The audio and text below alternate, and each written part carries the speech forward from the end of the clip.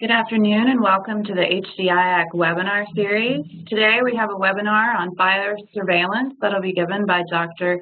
Timothy Karpetsky from SciTech Services, who is a CBRN Defense SME for HDIAC. Thank you. Thank you for the introduction, Melissa. As shown on this first slide, the webinar will focus on biosurveillance and also abbreviated as BSV at various parts in the presentation. This webinar has several objectives: to define biosurveillance and consider the purposes and elements of biosurveillance, to examine the One World Health paradigm as applied to biosurveillance, and in particular, to take a look at biosurveillance data sources and processing of streaming biosurveillance data. Finally, we will take a look at tactical biosurveillance and consider the status of global biosurveillance.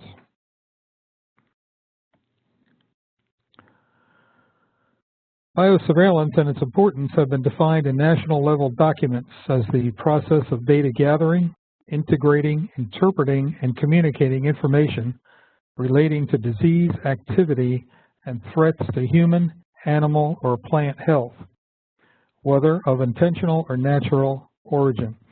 The importance of biosurveillance is that it can provide early warning and detection of health threats and disease outbreaks, thereby informing situational awareness and enabling better decision making.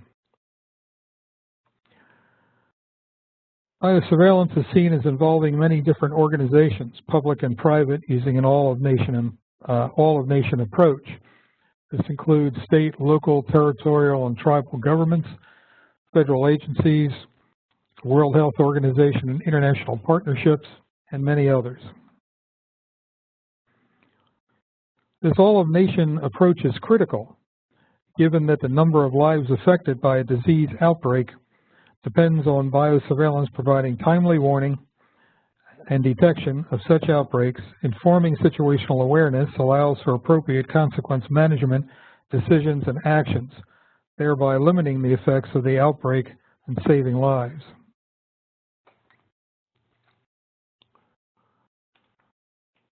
There are several steps in biosurveillance, starting with outbreak data generation, collection, analysis, and interpretation. This is followed by outbreak confirmation and notification to decision makers who structure a response. The Department of Defense has at least two different biosurveillance needs: force protection and tactical situational awareness. A typical example of biosurveillance begins with an outbreak that is reported in news media, for example. This information is picked up and inputted as data to a biosurveillance system. The system detects an event that is validated, analyzed, and communicated. Biosurveillance findings provide a picture of how well the response to diseases has worked over time. Note the significant reduction in reporting locations in the 1940s, indicating improved warning and response. On the left are a list of diseases, and on the right you have the number of reporting locations. Blue is very low, green is medium, and other is very high. So you see that in fact some diseases have been reported as being essentially eradicated.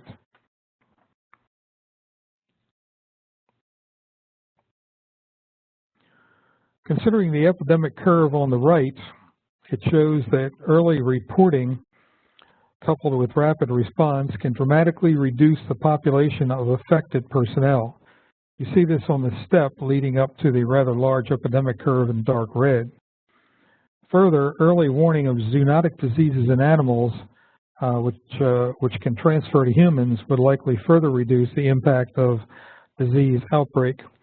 You'll see this a slow step up and then a rapid increase when we discuss Ebola. The importance of animals in human disease. A recent example of this is the transmission of Ebola virus from bats to other animals and ultimately to humans.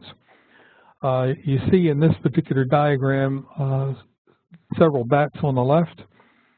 These are infected. They act as reservoirs for Ebola virus.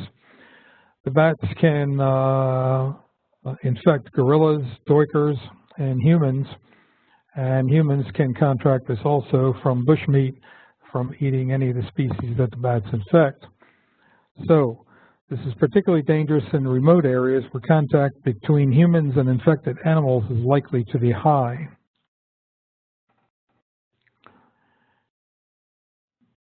Now, development of the Ebola outbreak.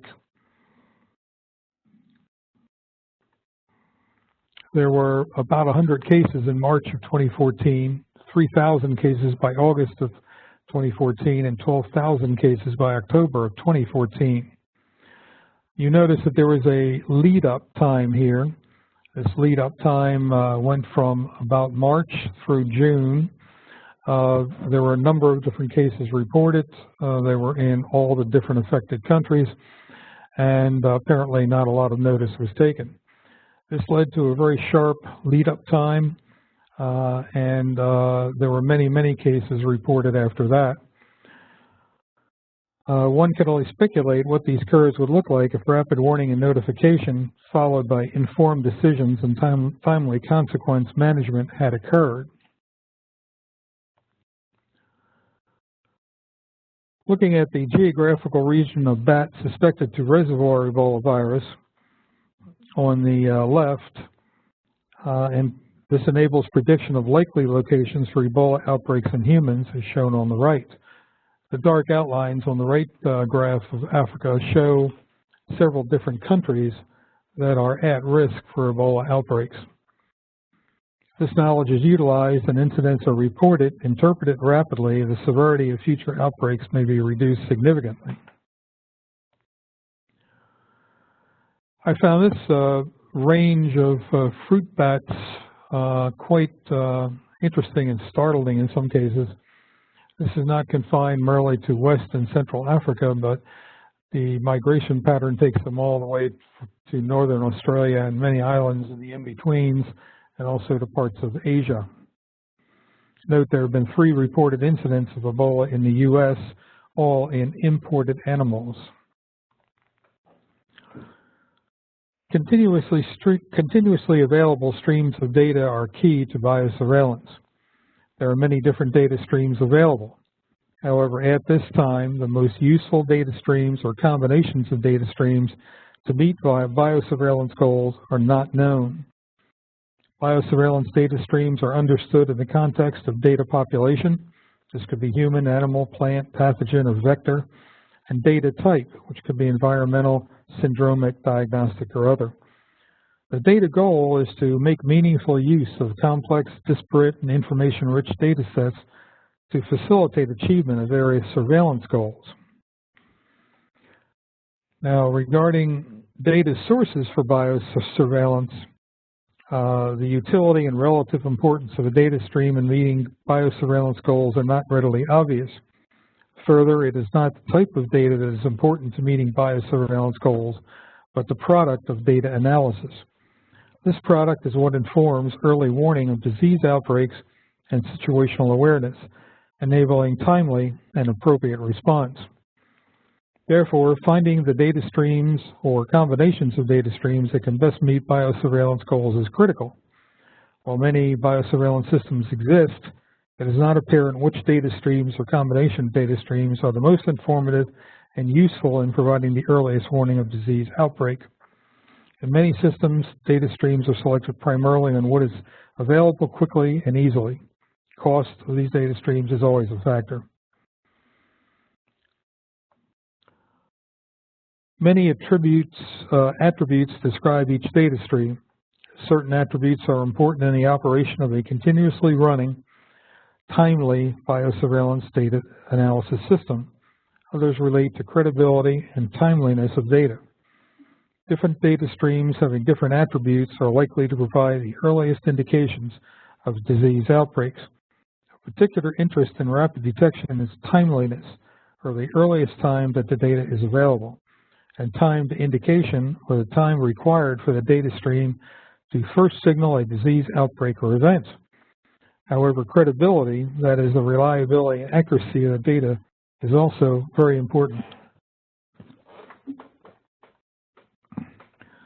Shown on this slide is a wide variety of data streams that are available and in use for biosurveillance purposes. It is by no means comprehensive. These range from laboratory records to social media and internet search queries, and is drawn from the Biosurveillance Resource Directory. Timeliness is critical in providing the earliest possible response. This results in more lives saved, fewer people involved in response, and lower overall cost to respond, as shown on this and other slides. You'll notice here that the epidemic curve of an epidemic that took some time to diagnose is rather large, significant, has a large area underneath it. However, event mitigation due to action facilitated by early warning is less, and event mitigation due to actions facilitated by advanced predictive analytics are less yet, very significantly less. We'll talk about that as we go forward. Response to an outbreak involves many different organizations and functions that scale with the severity of an outbreak. This is shown in this slide, which is taken from a response in Australia. There are many different organizations that respond, many different people involved. The economic cost of large public health emergencies is astronomical.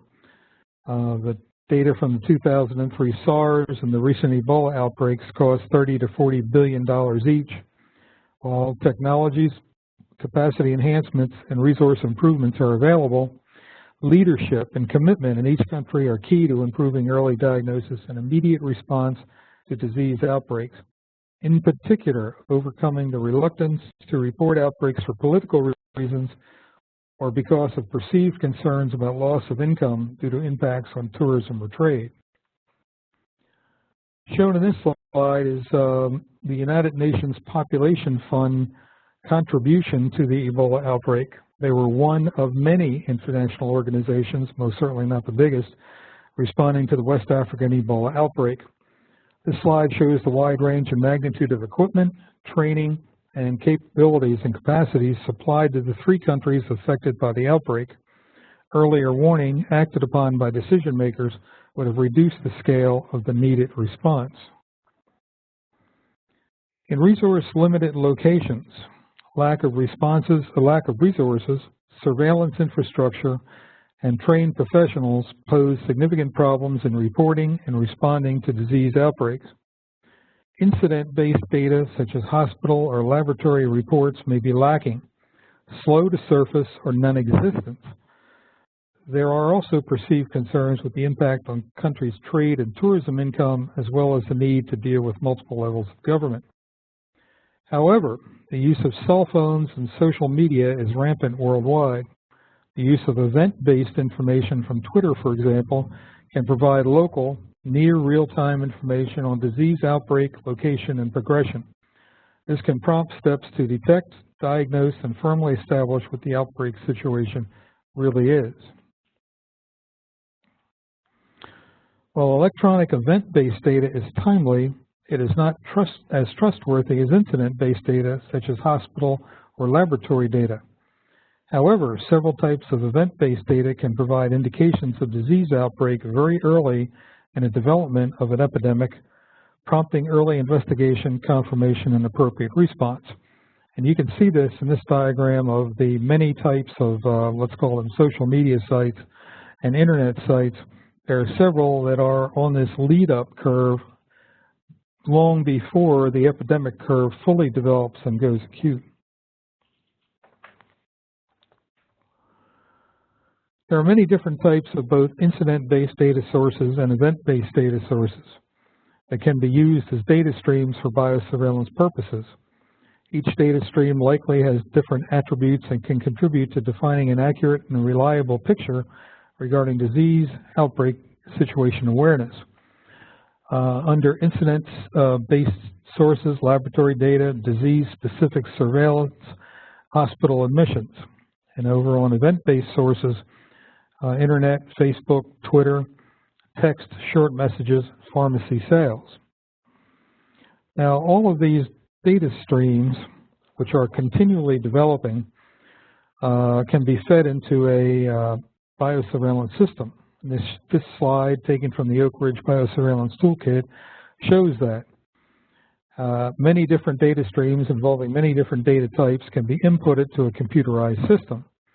The system examines the data, provides fixes where necessary, and through the use of predictive analytics and displays, provides a continuously updated, time-dependent picture of the locations and severity of targeted disease outbreaks.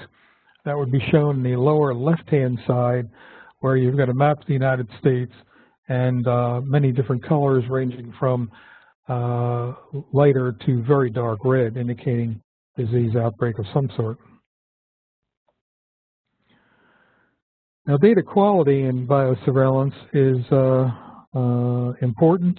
It is recognized to be important, but it is difficult to quantify the extent of poor data quality.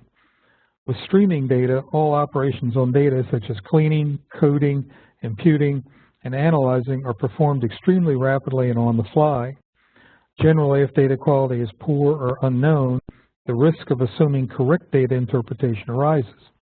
Depending on the system and methodology used, the risk of incorrect data interpretation may or may not be quantified and reported.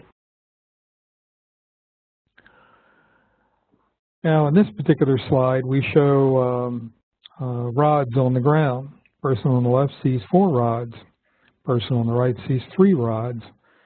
And the point here being that one needs to avoid data and analysis that can be interpreted in several ways. This is an optical illusion. Depending upon one's point of view, there are either 3 or 4 sticks, and both individuals are correct in the reporting of their observations. Ideally, data interpretation is unambiguous. However, the real-world situation is that the risk attached with an interpretation is to some degree unknown. Given the volume and velocity of data being analyzed, well thought out and implemented data analytics are critical, as is understanding the uncertainty and risk associated with the findings. It's been found over the years and generally accepted that people are quite bad at making complex, unaided decisions. Relying just on intuition or personal experience does not lead to better decisions. So analytics are what enable better decision making. Many significant advances have been made in the biosurveillance area. As is often the case, these advances have exposed many unknowns and defined the way forward in many ways. In particular, it is key to understand the relative importance of data streams individually or in combination to meeting biosurveillance goals. Data stream methodologies are in fact being developed and being investigated on a continuous basis.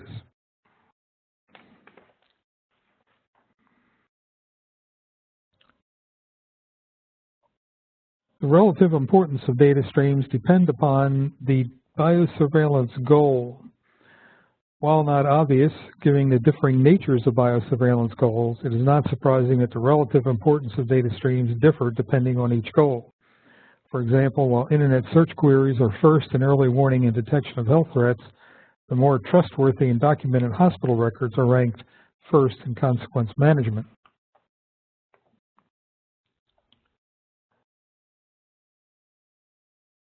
Now, the use of multiple biosurveillance data streams are basically treated as big data. The examination and analysis of biosurveillance data benefits from the methods applied to big data. Biosurveillance data has volume, being continuously drawn from many different sources. These days, as many as 60 different available surveillance streams can be inputted at once. It has tremendous variety, ranging from numeric to natural language. Because the speed of biosurveillance data generation is very high and continuous, this requires a high rate of analysis, and therefore it has velocity. Finally, biosurveillance data has a span of veracity. Data can be trusted from hospitals and laboratories, more so than that gleaned from social media. Cloud computing. High-performance computing, including parallel processing, will clarify the combinations of data that best meet biosurveillance goals as the number of data streams increases with time. Cloud computing employs significant assets other than a client computer to process very large amounts of data very fast. In the upper left corner, you see the client computer. The cloud is outlined with the heavy line showing many application servers, database storage, a control node, and a computer network.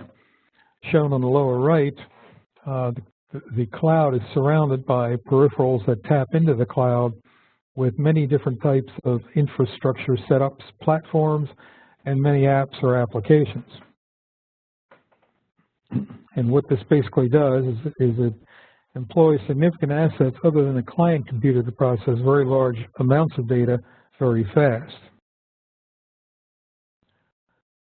Now, it is important to note that there are a wide and growing variety of both cloud providers and users. In the beginning, there were several different providers, very large, who owned the market for some time, but there's a continuous growing number of providers, and to meet a continuing demand from an increasing number of cloud users. Now, high-performance computing, employing very fast processing and parallel processing, offers the capability to analyze many biosurveillance data streams on the fly. The development of parallel processing algorithms and software using programs that are divided into little pieces, each piece executed simultaneously by separate processors, enables speedy solutions. Running advanced program analytics, such as data analytics for anomaly and aberration trend detection, efficiently, reliably, and quickly allows analysis of data on the fly. Machine learning enables computers to learn without being explicitly programmed to do so. This is an extremely valuable thing in this kind of system. Computer programs are self-teaching to grow and change when exposed to new data. This allows the discovery of relationships among the variables of a system by directly sampling the system and its inputs and outputs. This enables a better understanding of relationships among the variables of the data system, with performance improving with experience. The next-gen technologies discussed in the above slides represent significant advances over big data processing methodologies. Areas where there previously were data traffic explosions or processing explosions have been successfully dealt with in many applications unrelated to biosurveillance. In this case, biosurveillance big data handling leverages and applies those results from efforts in other areas. Data processing. Techniques exist and are consistently expanding and improving to meet customer needs. This enables the realistic goals of sorting out what combinations of data streams are more or less important regarding biosurveillance goals and getting the most value from data. And this is really the name of this game. The winners are those who derive the most value from their data. Now, turning to tactical biosurveillance, in a tactical situation, real-time data generation from a number of different sensors can directly inform situational awareness. And shown here are many different types of sensors, basically reporting, and the data being accumulated at a tactical command center where situational awareness is established and appropriate actions can take place. Now, real low-time, low-cost, easy-to-use data generation and collection devices are under development for use in field-forward and resource-limited environments. This will enable movement towards global biosurveillance capabilities.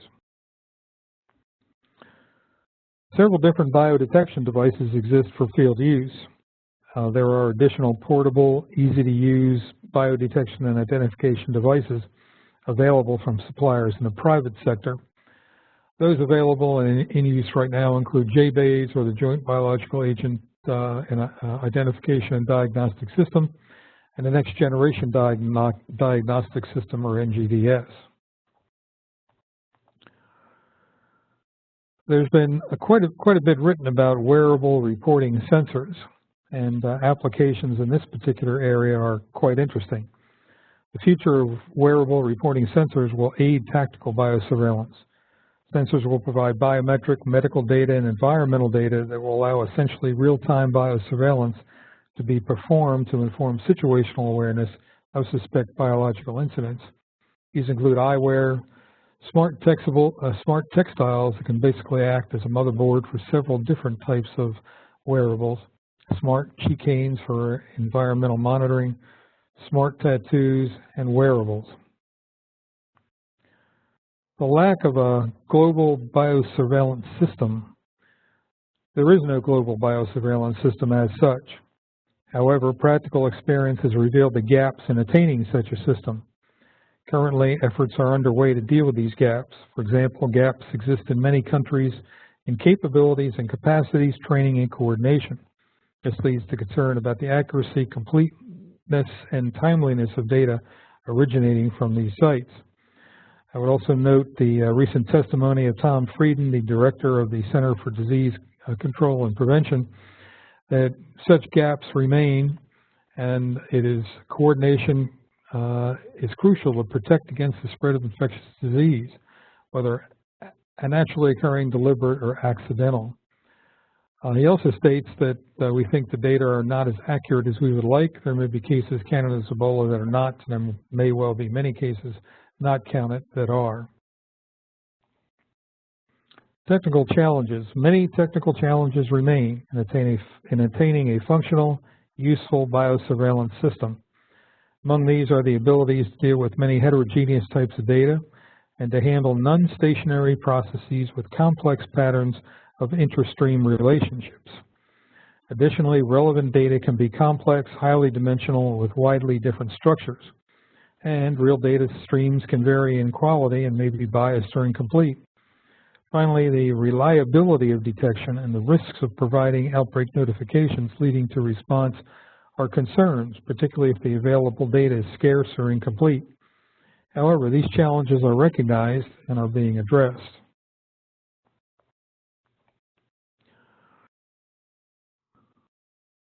Biosurveillance is recognized at the highest level. This is extremely important. It's got national level attention.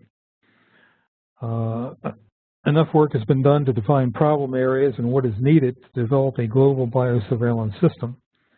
Technical, economic, and political problems in resource-limited areas prone to disease outbreaks are recognized, and strategies to deal with these issues are being formulated. Fortunately, the biosurveillance area is served by significant advances in other relevant areas noted in this briefing. Looking forward, biosurveillance systems should offer greater geographic coverage, reliability, dependability, and accuracies of the system should increase. The goals of biosurveillance, early warning, detection, situational awareness, and consequence management should be better served in the future.